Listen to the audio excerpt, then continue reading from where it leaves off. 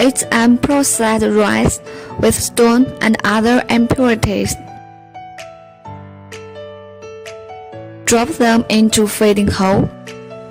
Rice is delivered to the store machine by elevator. Machine can run steadily, which can be pulled by this corn.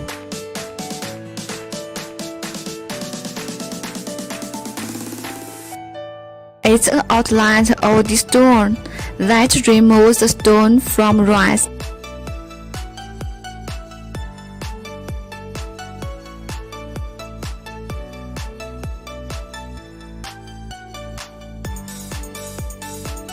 The rice has been removed shell and goes to polishing pot.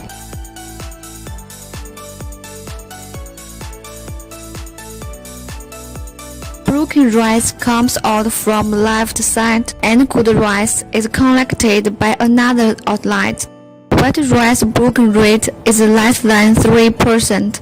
This is a rice shell crusher machine and final product can be used to feed animals. Please click our website to get more information. You may enjoy free shipping cost to buy this machine if you can order this month.